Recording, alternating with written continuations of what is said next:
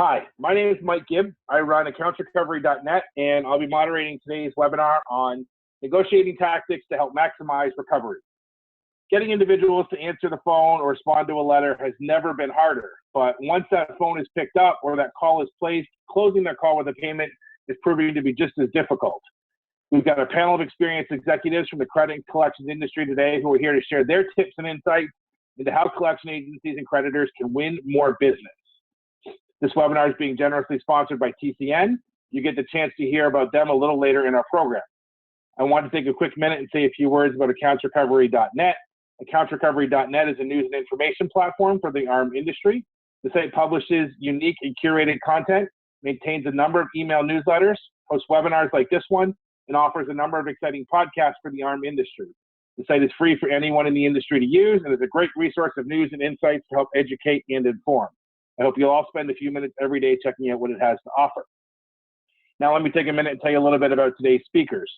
Beth Conklin has more than 24 years of experience in the collection industry, starting out as a collector, team leader, and supervisor of collections before moving into the role as manager of training and regulatory compliance. Beth is currently an account executive with State Collection Services. Prior to that, she was director of training and development at McCarthy, Burgess, and Wolf. Beth has the TSP and CCCO designations, as well as is a certified instructor for ACA International. Beth has earned the Fred Kirchner Award in March 2013 and 2015, as well as being recognized as the ACA Certified Instructor of the Year for 2012 and 2016. Kelly Kruger is the Vice President of Organizational Development and Training for CBE Companies. Kelly has 22 years of experience in training and development and currently oversees all matters relating to employee development and engagement. Kelly's been with CBE on and off since 1996 and specializes in sales, persuasion, customer service, recovery, and management training. Her trainings focus on the development of human talent, utilizing the latest innovations in human performance technology. Roger Weiss is the Chief Operating Officer of CACI and also runs the Collections Coach. Roger's been involved in the collections industry since 1992 and is a frequent speaker at events and conferences. The format for today's webinar will be a panel discussion moderated by myself. We encourage everybody to submit questions and we'll get to them as the discussion is ongoing. To submit a question, please enter it into the question tab on your Zoom webinar control panel. This event is being recorded and a recording will be made available in the coming days on accountsrecovery.net. With that, let's launch into the discussion for today. Beth, let's start with a fairly easy question right off the top. What are some of your best tricks at helping teach collectors to be better negotiators? Well, so some of my best tricks to help them be better negotiators. I guess I would divide this up into twofold. So I would divide this up as far as whether they're on the call with a patient or consumer versus on the call with a patient or consumer. And so I think some tricks that I help collectors to be better negotiators if they're not on the call with the patient or consumer would be role playing. You know, some common reasons for delinquency that they would hear on the phone, role playing those actual examples. Also listening to calls, doing call calibrations where, you know, we kind of sit in a room together and listen to calls that were previously recorded as far as negotiations, calibrating that call and discussing things that worked, things that did not work. Things they could have said that may have turned the call around, or things that did work that may have been a difficult or challenging call that based off of the collector's techniques and styles, they were able to turn that call around into getting some dollars secured. The second piece of that would be while they're on the call, something that I implemented in my previous life as the Director of Training and Development were foot cards. And so we created a set of cards that were on color-coded construction paper. They were laminated. And they were on a key ring, and they had specific negotiation tools that were very subjective to the clients that they were working, as far as some common rebuttals they would be able to use while negotiating, as well as payment hierarchies and the things that they could say or do to help them turn that call around into payment.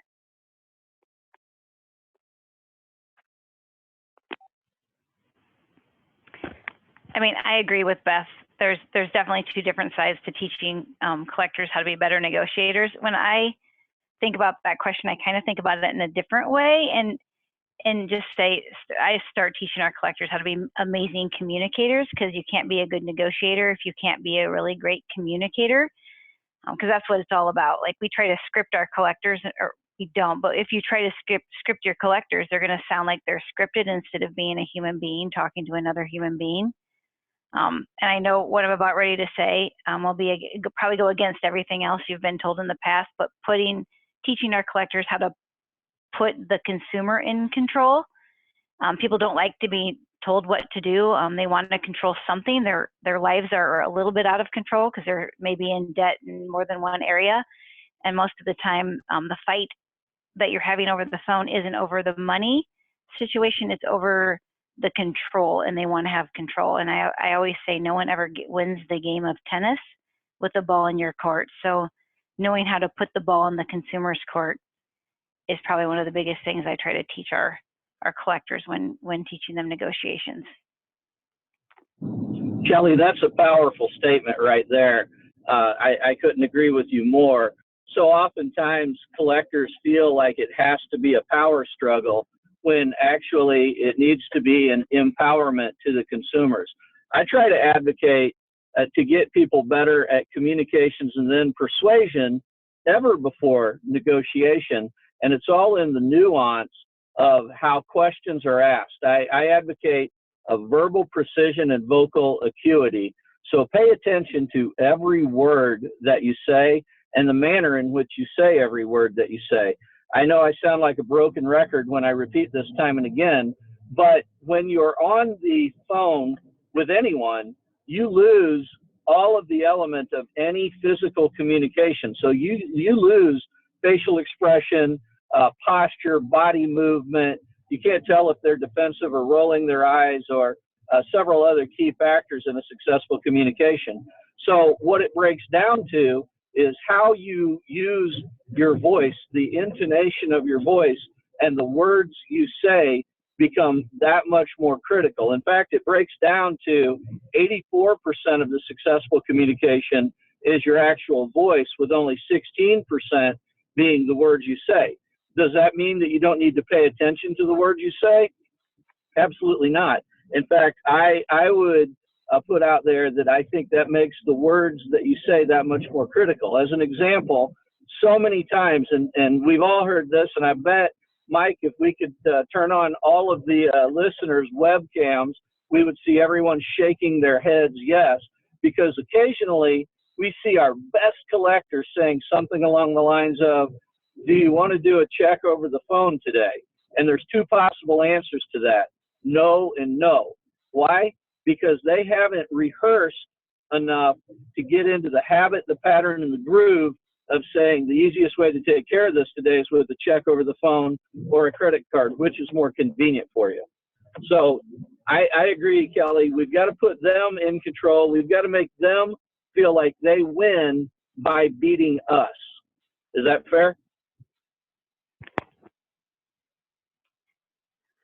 Yes, I think that's totally fair.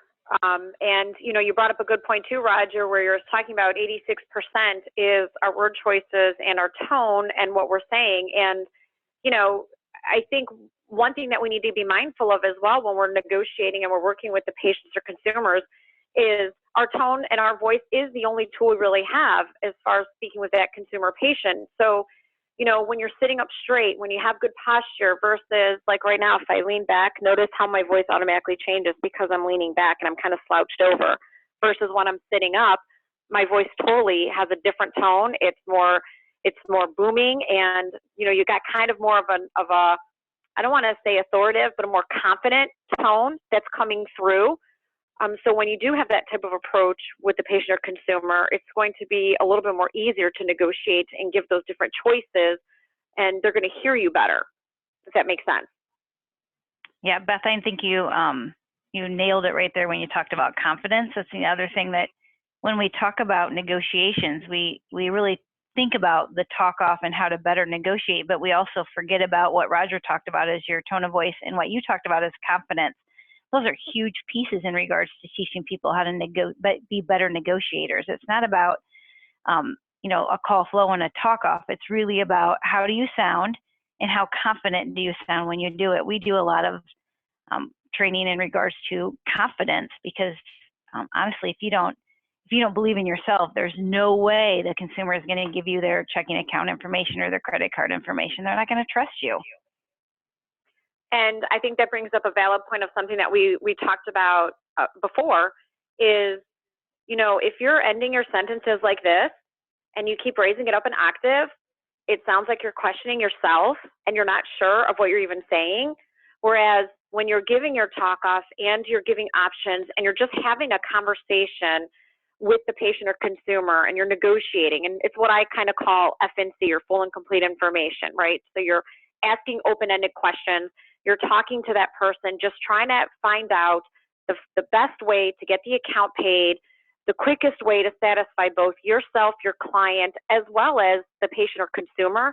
If you're ending those sentences down an octave, you sound more confident and you sound believable. Even if you're a brand new collector and you're nervous and you're shy and you're not sure of what your tips and some cheat sheets and a little talk off scripted that's kind of helping you.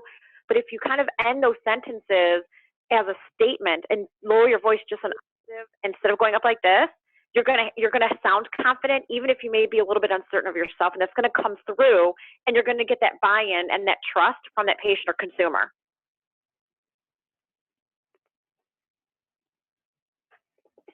Excellent. Well, a great start to today's discussion. At this point, I just want to pause briefly, and I'd like to invite McKay Berg from TCN to say a few words. McKay? Hey, thanks, Mike.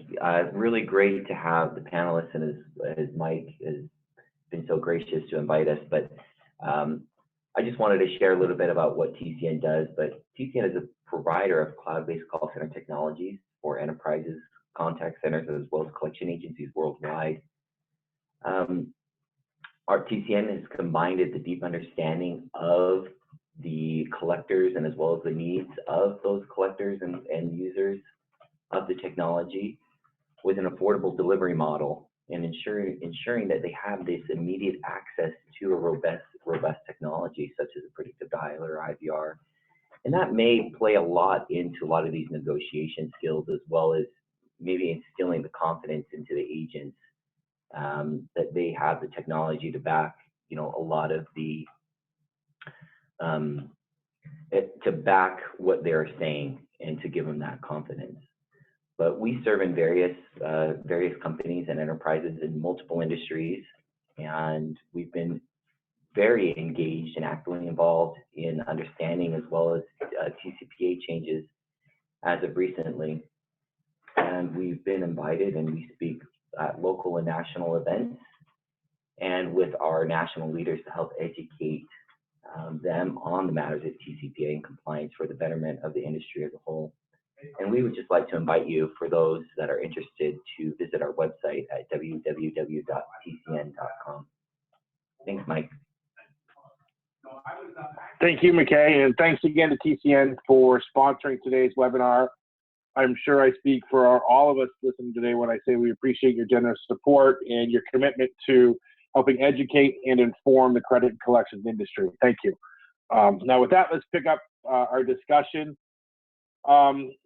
Roger, let me ask you, a common negotiating strategy is to never be the person to make the first offer. Is that something you recommend when you're training or talking to your collectors? Are you ready for a very definitive answer? Yes. It is yes, no, and other. So yeah, the sales rule of old is the next one who speaks loses. So if you put an amount due out there, as we're all taught from embryonic collectors, the balance of $658 is due. How would you like to take care of that?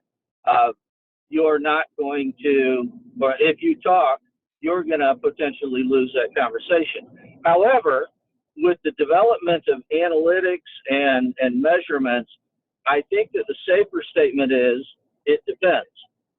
So if you're looking at a data profile of a low scoring consumer and you've got a $1,500 debt there, I would encourage you to, when you put out a soft request for the payment in full, and providing that it's outside the validation period, that's that's a whole nother webinar, Mike, on collecting within the validation period. But if you put a soft request out for the payment in full, I would be prepared on that particular consumer to offer some sort of a payment arrangement. And instead of asking how much can you pay a month, you may offer something like, would a 3-month arrangement or a 6-month arrangement be better for you? Humans think in the shortest and smallest amounts in terms possible. So if you say, how much can you pay on this? Someone says $10 or $20 a month. Well, they just offered you a 138-month arrangement to pay a bill. Whereas if you offer them 3 or 6 months, they may come back and say, I certainly can't pay this off in 3 or 6 months, but you might get 9 or 12 months out of them. So you have to get creative when you ask that question. Now, conversely, if you're looking at a high score person with gainful employment, maybe this is one that just slipped between the cracks, and you can identify that person on Maslow's hierarchy of needs as someone who may be on the social, the ego or the self-fulfillment level. Maybe you play to their ego and say, you know, we get these once in a while, and it just looks like this is something that slipped between the cracks. I can take care of this for you real quick on your Visa or MasterCard, whichever's more convenient for you today. So, Mike, I know you asked me a very simple question with a 3-dimensional, deep, complex answer, but that should get the conversation kicked off a little bit. Well, and I can't agree with you more, especially with the answer, it depends. And I know that that's a common answer that we give that cannot be looked at so fondly sometimes, but it really does truly depend on who you're talking to. And we need to be mindful that we should not be treating each call and each negotiation so specific and so black and white, where we're just sitting in a box and this is what we're going to do on every single call. Each call is unique, and we have to be listening to what is actually going on in order to make that determination as who's going to throw the ball first, if you will, or who's going to throw out, you know, the first offer. And one thing that I really like to talk about is making sure that you're looking at the account history, you know, and paying attention to when you do speak to that patient or consumer and you're making the request for payment, looking at the history to see, have we talked to this person before? And if we did, maybe we talked to them 5 times, and all 5 times they said, look, I can't pay the balance in full, and they don't really budge, and they hang up on the previous collectors. Maybe, you know, we've tried to negotiate settlements or maybe a balance over 2 or 3 months, and that just wasn't something the consumer patient expressed that they were able to do. So now maybe on this call, you've looked at the history, and maybe you are going to jump and make the first offer by saying, look, I've seen we've spoken to you before. It looks like you don't have the ability to pay the full balance at this time. Let me ask you some questions. Let's see what you qualify for. You know, maybe you're going to start negotiating, you know, a down payment and then monthly payments, or a temporary payment plan until the situation changes. But I think that it really does depend on what you're looking at, who you're working with, and what your client's expectations are as well. I'm gonna piggyback on that, on both of these guys, because they're both spot on, and you're right. And I love how Beth said it. You can't put negotiations in a box. It depends, because you can't say, well, this is my blanket statement, and this is what I'm going to do every time I'm on a call. So I guess it really depends on what people's call flows are. But I mean, I always say we should ask for payment in full. Right off the bat. But again, like Beth said, if we've talked to them several times and we know their situation isn't going to allow them to pay payment in full, then we need to start with where we left off in the last time. I always say things like, you're the only one that knows your situation. So again, we're putting it back on them, and so they can say, you're right, I am the only one that knows what my situation is. And then follow it up by saying, you may find it would be in your best interest to pay this as soon as possible, whether that be today or this coming Friday. That's completely up to you, because naturally the last thing you want is more, you know, interest or whatever the consequence would be tacked onto this bill, right? So now which one works best for you? So it's really kind of appealing to their stubborn side of things by saying, you know what, you know more than I do about this situation and how you can get this taken care of. I'm just going to throw out some options, and then I'm going to let you pick. So one thing that Kelly brought up is flexibility. And early on as collectors, we're always taught that flexibility is one of the key critical characteristics of a successful collector. The thing that I always point out is whenever we speak to a consumer, that's the first time, it could be the first time, the last time, and the only time we ever speak to that consumer. I used to always advocate, be that collection sniper, if you will, one shot, one resolution, or payment in full on the first contact. Now, dependent on the situation, it's on the first contact, resolve the debt, because we've got less chance of missing follow-up, getting screened out to where people aren't following up with us, getting dodged, or setting an arrangement that will not fit the consumer's needs. And we all know this. A lot of times, if we push consumers hard enough, they'll agree to an arrangement that they know they cannot keep just to get you off the phone. That's not fair to you, that's not fair to the consumer, and it's not fair to the client. So a great transition that I always use when they throw up an issue or a problem for not being able to pay the balance in full is I say, you know, Mr. Smith, I'm so glad I'm talking to you today.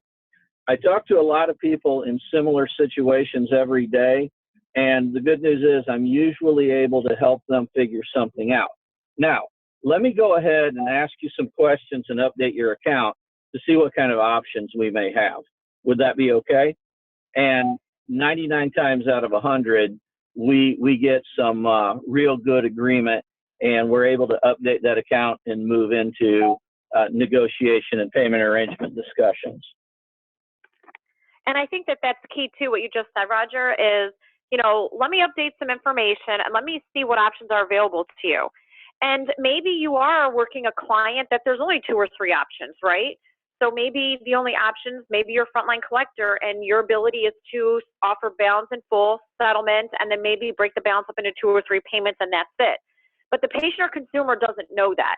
They're hearing that you're trying to work with them, and they're hearing that, hey, if they stay on the phone with you and they give you the information that you need, they're going to qualify for something. That alone is going to keep the call going, and they don't know that you only have 2 or 3 options, right? They just know that you're willing to help them, and that goes a long way in that call. Great point. And I agree. You have to be willing to help them. And that's when it goes back to what we've already talked about a little bit is collecting to the individual consumer and listening to everything that they're saying and basing a solution based on that individual and not acting as if you're willing to help them, but actually being willing to help them. And when you look back at the old comments and the past comments and they've been unable or unwilling to pay up until now, goes back to this is your chance to change them into payers versus non-payers, is your ability to really listen and collect in a way that they're going to best want to pay you. So it's, again, then don't manipulate by sounding like you want to solve their problem, but instead really thinking about this consumer and saying, I'm going to find a solution that's going to best work for them. So based on the answers to the last question, I guess I know the answer to this one, but I'm going to ask it anyways. There's another common negotiating tactic that says never to accept what the other side offers without asking for more. I'm going to ask, is that what you recommend? And I'm going to guess all 3 of you are probably going to say it depends, but I'll let you say it. Kelly, maybe you can go first this time. Of course, I'm going to say it depends, yes. I would hate to disappoint, but you know, every collector has every good collector, every successful collector has a call flow, you know, offer this, then that, and then start negotiating, right? You know, they start with payment in full, then they go with payment over, you know, the next 2 months and then the settlement. However they do it, there's definitely a flow that they follow. And then after they get no's, then they start negotiating. So I guess I would recommend this if it is what your call flow is and it's what's working for you and it works for those individual consumers.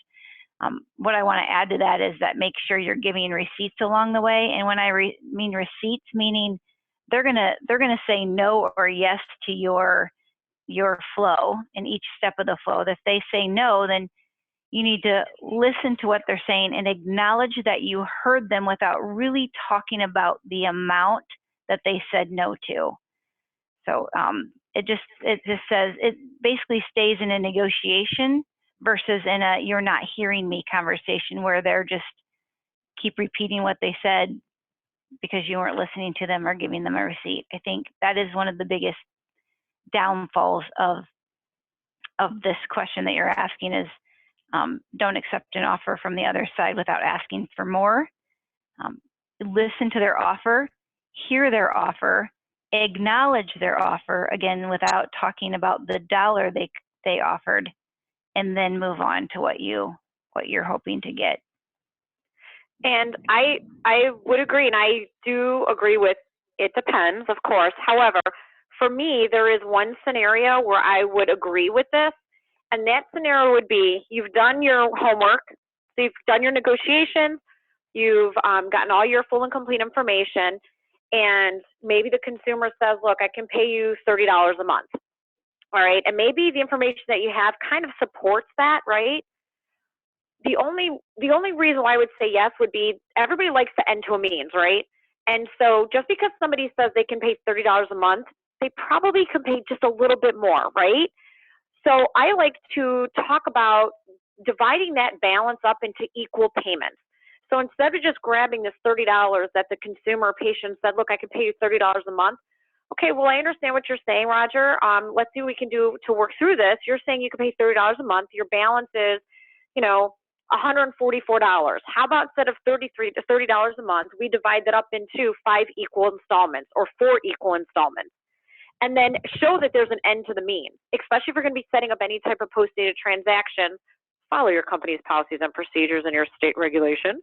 But if you are setting up any type of post-dated transactions, there's going to be an end to the means, right? So they're going to set up 4 equal payments of $34 a month, and I'm really bad at math, so don't hold me to that number. But I'm going to set you up on 4 payments of $34 a month. You propose 30. If you pay $34 a month, this will be paid off in 4 months, and then you'll be all set. How does that sound? So in this scenario, I would say yes, maybe go a little bit more, depending on, again, getting that end to the means. One thing that I would add to that is when you are acknowledging them and validating the positive step forward, I would do exactly that. And I would tell them, if they say, I could pay $30 a month on this, what I would throw out is, okay, great. It sounds like we're going to be able to get something figured out. Now, whereas you sound like someone who takes care of your obligations, and I want to help you get done with this as quickly as possible. I can get you real close to that, and it wouldn't be quite $30 a month. It would be $37.84 a month. I could get you set up for that today if you want to grab your checkbook real quick. What that does is it lifts your average payment. It consolidates their payments. You might want to point out that would only be a 5-month arrangement or a 6-month arrangement rather than an 8-month arrangement. So you would have some additional money freed up down the road to take care of other obligations. And then a call to action. What do you want them to do next? Grab your checkbook real quick, or would you prefer to do a check over the phone, or would your next preferred payment method, or would you prefer to mail the check in? Would you prefer to do a credit card over the phone? By the way, I'm not suggesting mailing the check in, because as we know, that's got a higher propensity to break than immediate payments over the phone.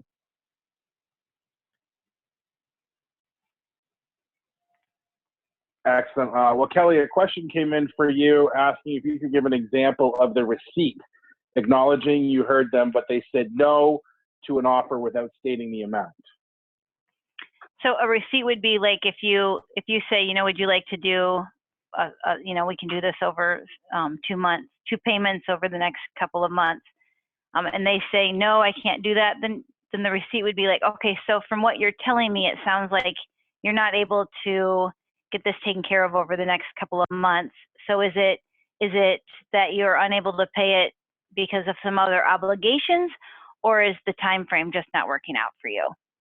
So it's really talking about what their objection is versus talking about the dollar amount, right? Because if you start talking money, then they're going to start focusing just on money.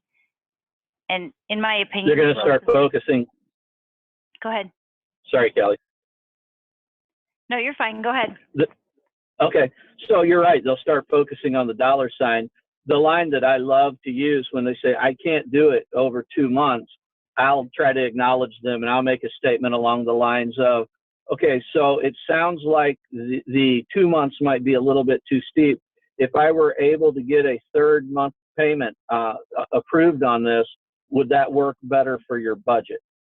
And they may say yes there, and then you're gold with a 3-month budget or a 3-month payment plan, or they may still say no, and at that point, you may have to say, well, tell me a little bit about your situation and what you think might work best for you so I can see how we can work together. I just always want to advocate that you're trying to sit on the same side of the table as the consumer and work cohesively together than arm wrestling across the table. Like the collections of the days of old, so to say.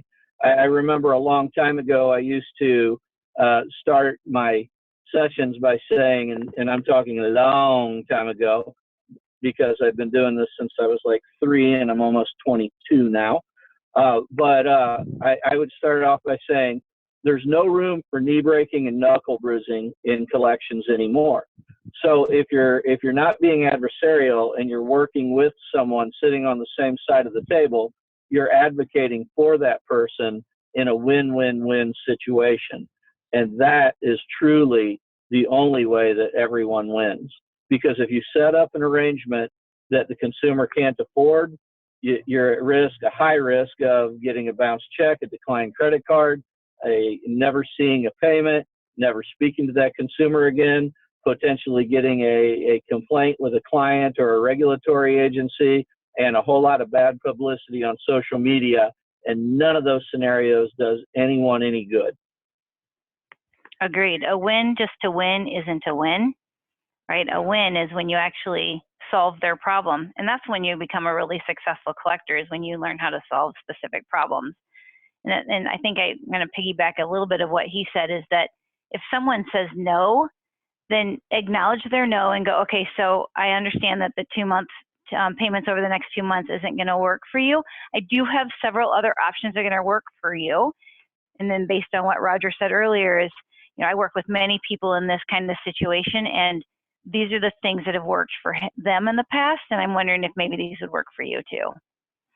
Well, and to piggyback off of both of you, one thing that I also like to do as well, especially if you are getting that pushback where you're putting out these options and it's just no, I can't.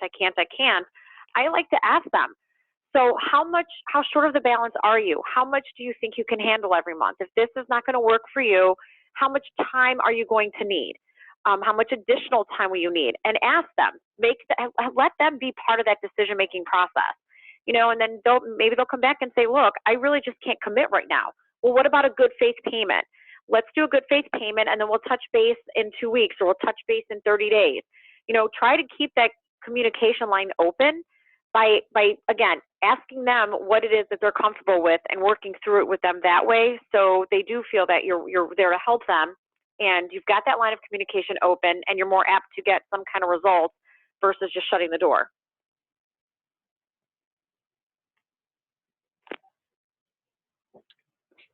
So far, it seems like a lot of the conversation has been built around if you can't get the payment in full, then it's a payment plan. And I'm curious if that's because payment plans tend to work better than settlements, or is it just a preference? In terms of a negotiation tactic, how do settlements fit into the conversation? I'll start this. I would say, okay. Go ahead, Beth. No, go ahead. You got it. Okay, well, so I would say that all of these tools, and I'm going to go a different way, all of these cards are cards that you can play in your hand. And it's kind of like you're playing a game of spades or hearts, and you've really got to match the right card to the right situation. In some circumstances, someone might have some money, but they're a little bit short, and you're able to offer them a 10 or 20 or 40% discount if they do something in full today.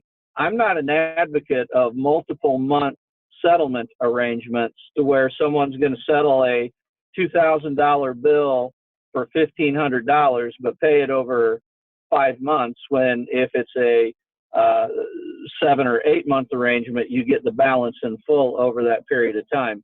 So again, Mike, our favorite words, our favorite answers, and maybe the entire title of this webinar needs to be, it depends, on the situation at the time. You are going to have people that you're going to have to set up a hardship arrangement or ask for a good faith payment or offer a settlement to be done with it. You know, someone who they're not disputing the debt, but they're cranky about having the debt, and they're able, money is not the issue. If it's going to cost you 10% and you're able to do that, and it's a win-win-win, it puts them in a better light. They feel like they win. You get 90% for you and for the client. That's a great time to offer a settlement. I don't like to just throw out payment in full settlement payment arrangement. It might look like, depending again on the situation, payment in full, a down payment with a payment arrangement, a settlement, a payment arrangement, a hardship arrangement, a good faith payment. The biggest key thing here when we're negotiating and talking is that we want to get a payment in the door from the consumer, because your probability of recovering more and or the rest of that account exponentially increases when you get that first payment, that payment of intent, that good faith payment, whatever you want to call it. It significantly increases the probability of recovering it. And knowing that 83% of the statistics are made up on the spot 91% of the time, I think it enhances your likelihood by 64.3%. So pretty good odds. Well, and you know, one thing that I really like to impress upon collectors when I do any type of training and coaching and development is getting that full and complete information, getting that summary. You know, what's the situation that the consumer patient is faced with? You know, maybe they are unemployed. Well, unemployed doesn't necessarily mean they can't pay the balance, right? And as Roger indicated, you've got your cards in your hand. Are you going to play a spade? Are you going to play a heart? Are you going to do a diamond? What are you going to work with is going to be dependent on the real reason that person is not paying their balance in full, right? So maybe they are unemployed. Well, you're probably not going to be so quick to say, well, the balance in full is due. Maybe you're going to start getting that full and complete information. What is their source of income? Are they on unemployment? How much is their unemployment? Is there any additional income in the household? You know, what other major expenses are they faced with on a monthly basis that's preventing them from paying that full balance? And so by asking these questions and getting that financial summary, you know, this person probably can't play your spade. They're not going to be able to pay the balance, but play a diamond. Maybe now they're going to be able to do small monthly payments temporarily because they are unemployed, but they're looking for work. So maybe this is somebody you're going to put on a temporary payment plan for 2 months or 3 months and then revisit the situation. And maybe at that point they are working and they are able to pay maybe the balance at that time or increase that monthly payment. So I think a lot of that now is going to be dependent on what that person is facing. Maybe it is a disputed balance.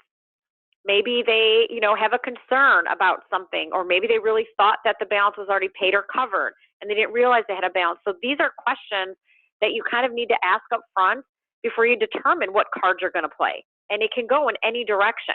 But the key is knowing that patient or consumer situation to be able to put it down the right path that would help you collect that account the quickest.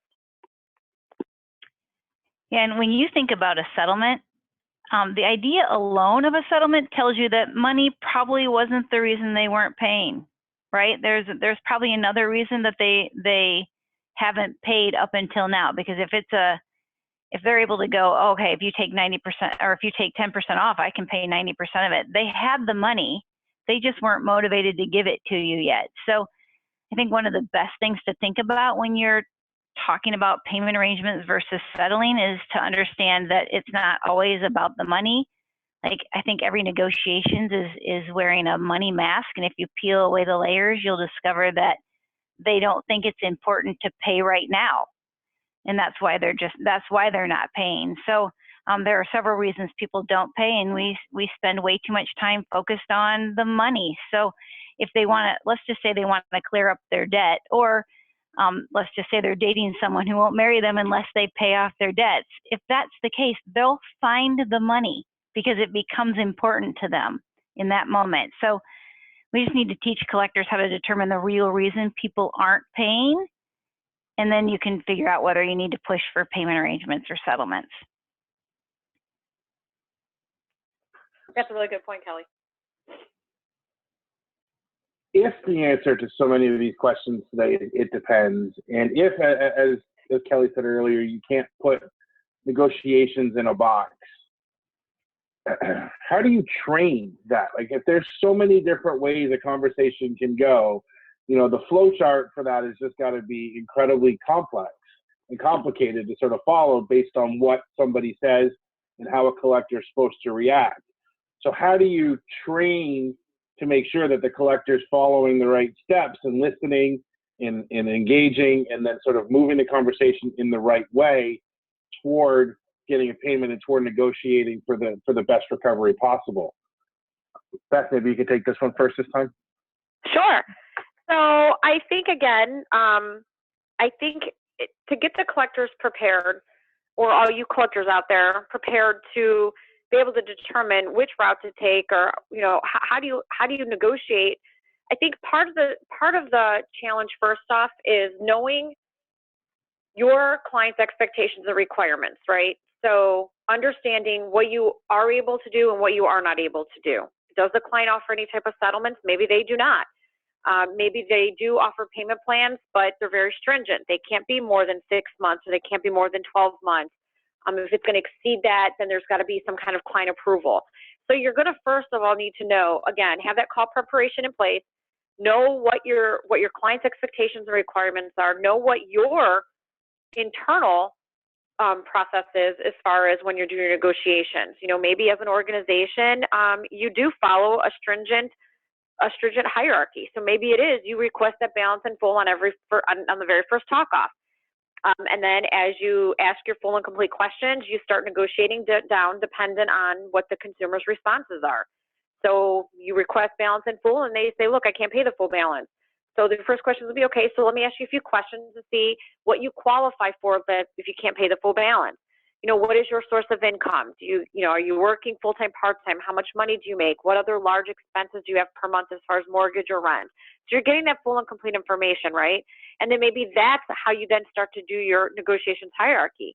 Maybe you've determined, look, it's a senior citizen, she's 75 years old, she's retired, she gets $500 a month, she's not going to be able to pay a $900 balance in full. She has no savings account, she's in an assisted living facility. So maybe then you would move forward based on your own client's expectations and requirements and your company's policies to then move down to breaking the balance up into 3 payments or 4 payments. Maybe then you look at a down payment of $200 and then payments on the balance. But again, the key is understanding the patient's reason for non-payment. One thing that we did is, like I said earlier in the call, is we would have these little cards, and it would help them with specific situations. Maybe you have bells and whistles in your facilities where you've got flyouts or you've got tip sheets that come out onto the screen. So depending on the client that you're working, it gives you those negotiation guidelines to work through. Kind of helps you on the phone when you're dealing with the different consumers or patients.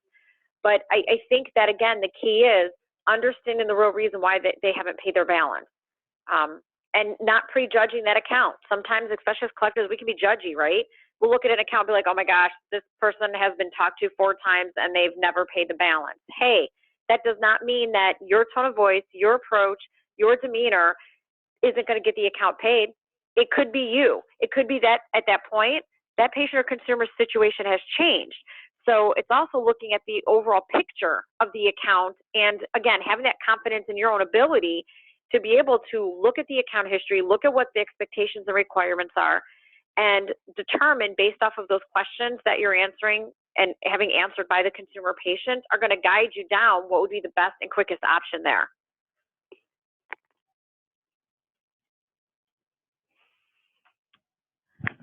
So Mike. Sorry, I had my phone on mute. Oh, okay, go ahead. Sorry, Kelly. So I'm going to drop this term on you, and then I'll explain it. Collection yoga. You got to have strength, you got to have that confidence, and you got to have that flexibility. And the way you teach that, this goes back to a very rudimentary skill that we have to learn, and Beth brought it up very early on, and that is role playing. Go through the different scenarios to where you can teach different looks and feels of the three-dimensional scenarios that occur. Maybe it's someone who's gainfully employed, however, she's and she makes good money, but she's a single mother of three. Well, that circumstance certainly changes her household income and household needs versus the same lady who is married in a two-income household, and maybe they don't have any children. So by teaching the three-dimensional model of, first of all, negotiating for a yes, because until you get a yes, they agree to pay something, it doesn't matter what the numbers are because they're not going to pay anything. The other thing I would say is a lot of times, and one of the little videos that I've made is called mac and cheese.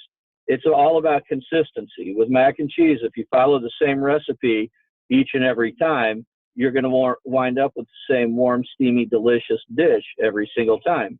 If you leave a step out because you're having a bad day, or because it's late in the day, or because you're trying to talk about lunch plans with a neighbor, you're going to lose that consistent edge of exactly what you're supposed to say and exactly when, how you're supposed to say what you're supposed to say.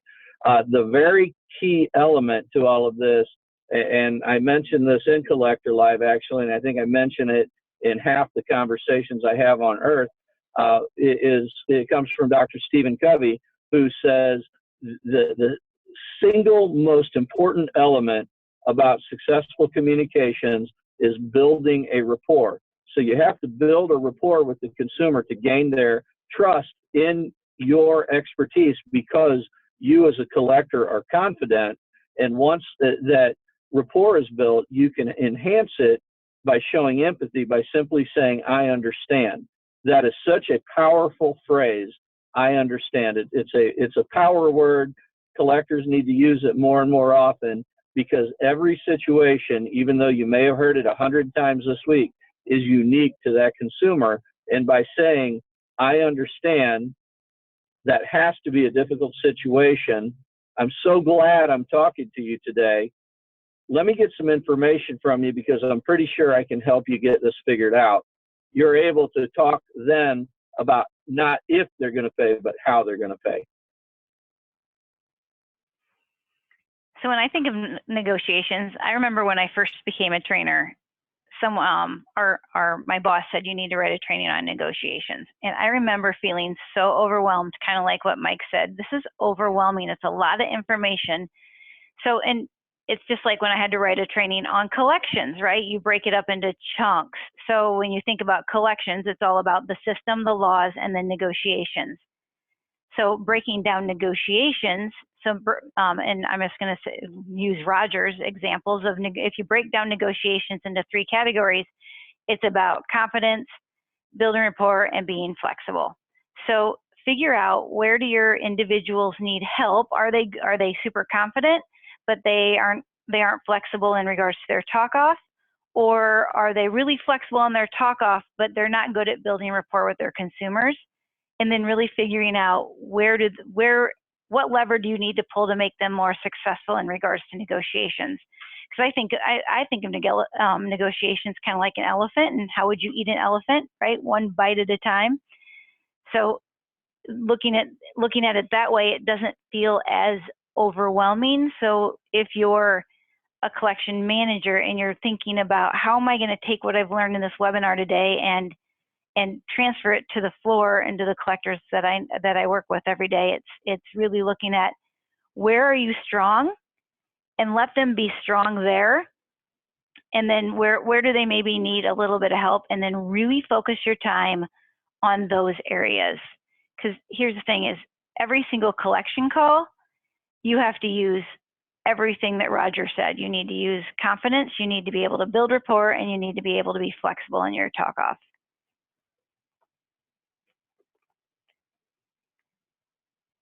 Excellent. We've only got a few minutes left, but we've got some questions that have come into the queue, but now is probably going to be your last chance to get a question in the queue, and we'll try and get an answer before the end of the webinar.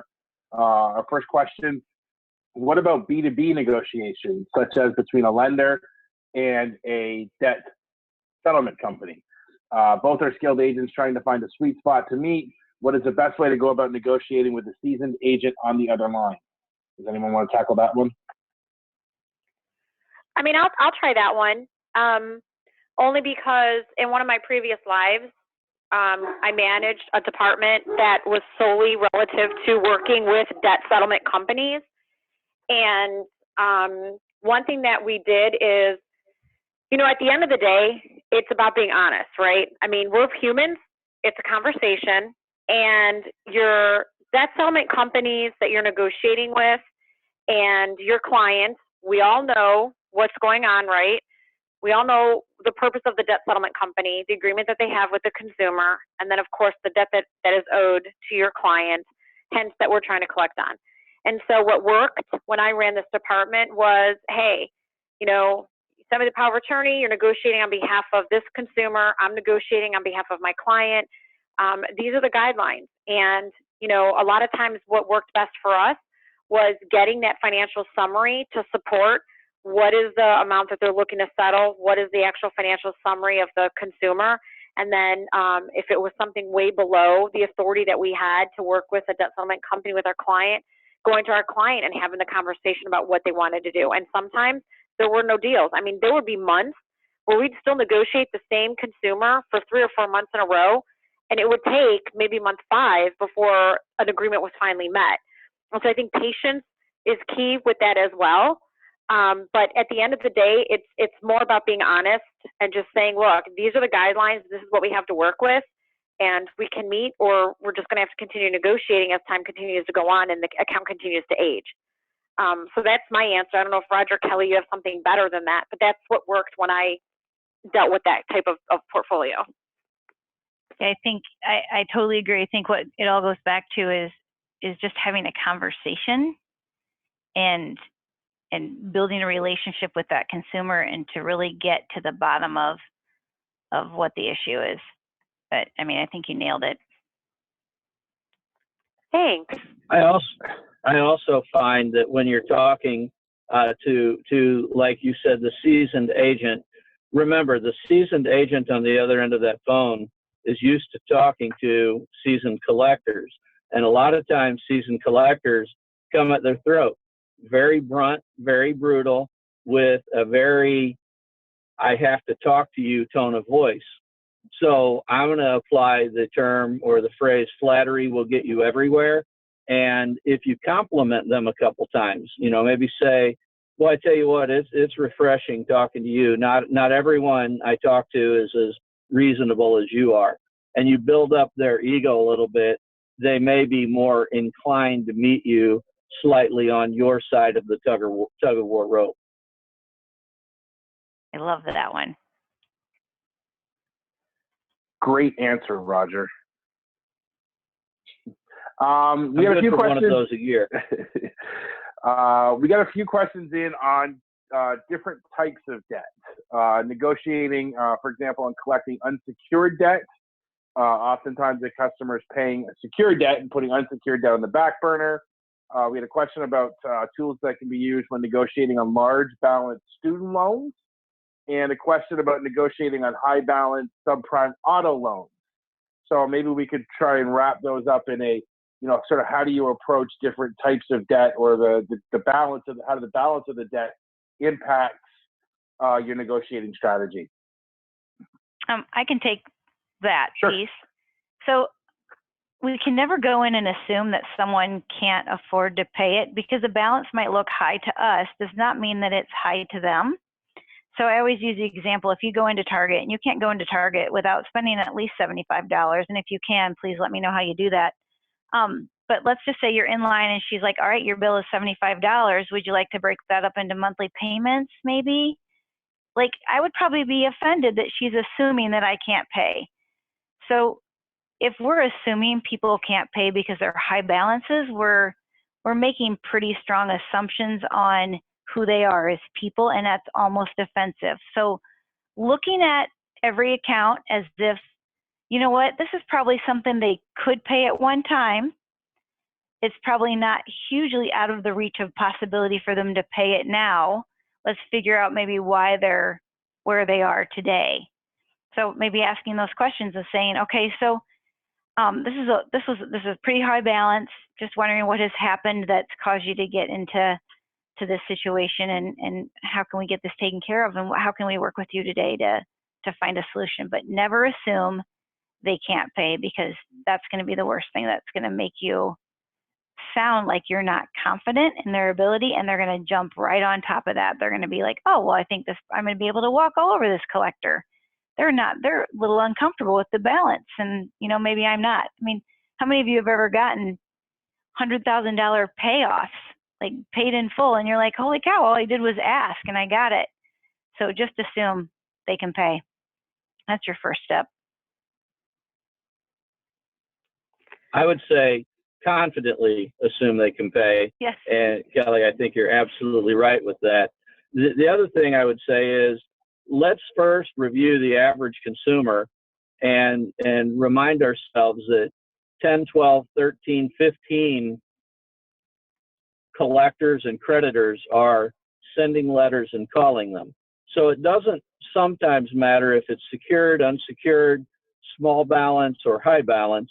It's the manner in which you approach the person and how you talk to the person. Remember, several of the collectors are going to be condescending to them, or they're going to be disinterested and they just want the money. One of my favorite techniques, and I choose to use the word technique over tactic because I think it's a little softer in this age and day, but would be on a high balance, first of all, establish what happened, like Kelly recommended, and then say, since the change in the economy, there's a lot of times that friends and family are more willing to step in and help. On the balance of like $28,000, who could maybe put that on a card or advance you that money and have you pay them back over time? And at least perpetuate thought towards who they might be able to get help from. Again, if it's an auto deficiency, if it is a high balance student loan, maybe a mom, dad, aunt, or uncle or grandparent could help them. I also like recommending the money source of, and you got to put some oomph and some surprise in it, but I'll say something like, Beth, a lot of people don't think about this, but if you or a family member have a whole life insurance policy, those build cash values you can borrow against and probably pay this off and maybe a couple of other bills too. That'd probably help loosen your budget a little bit, wouldn't it? And just get them talking, have a conversation, help them get creative looking for money sources. Yeah, and don't be scared to have those conversations, because that's what's going to stop you from being successful. I think, as we hire new people who don't have collection experience, one of the things they'll say is, well, if someone said that to me, I would not borrow from my friends and family. Well, the people that you're talking on the phone are not you. So just assume that they're open to any suggestion and open to any idea, and don't be scared to throw it out there, as long as it's, respectful and neat and clean. Well, when you're dealing with those larger student loan balances, or, an unsecured, maybe it's a repossessed car and it's a deficiency balance, those types of balances still accrue pretty high interest rate too. So keep that in mind as well, that, as Roger and Kelly are talking about, don't be afraid to ask those questions. And even if it's something you might personally be uncomfortable with, don't put that off into your talk-offs when you're trying to negotiate with the consumer. These are situations where they may be able to go get a personal loan with their credit union, or like Roger said, with insurance. Maybe they have a 401k or another means that they could get that money from at a lower interest rate, or a payment plan that once they pay you off, that's maybe something more affordable to them too. Or it may be a situation where maybe this is a time where after you get all of your full and complete information, a 10 or 20% down payment. sometimes it's easier for consumers to borrow a smaller lump sum, $300, $500 down payment, maybe $1,000, and then they can make that monthly payment to you that fits in their budget, which maybe they wouldn't be able to without that chunk of money up front. We're just about out of time, but there's one last question I'd like to ask and maybe get a quick answer from each of the panelists before we wrap up. And the question is, can you give an example of an exercise you use on how to be a better communicator? Maybe we'll get one exercise from everybody before we wrap up. Roger, would you tackle this one first, please? I sure will try. Over the years, I've done a lot of goofy things. I like having kind of a screen. If you're doing a class of people, having a screen between two sets of people, one where there's a communicator looking face to face with their partner trying to build a Lego model, and the second where the communicator has a Lego model that's trying to communicate through a screen with their partner, so there's no visual. And it really helps hone in on what words are necessary, as well as when frustration sets in, you can start hearing it in their voice. So I would say anything that is, quite frankly, outside of collections a little bit. Let's teach this as a soft skill, because communication comes in every facet of our life, but teaches them how to deal with adversity in communications rather than just what crystal clean collection or communications looks like. I'll go next. So one of the things that I would do to help with communication is I do an activity where I pair up everybody. So there's groups of two, and I have them stand in front of each other, not in each other's personal space, but close enough that they can observe their person. And I have them review and kind of take a look at the person they're standing in front of that they're paired off with.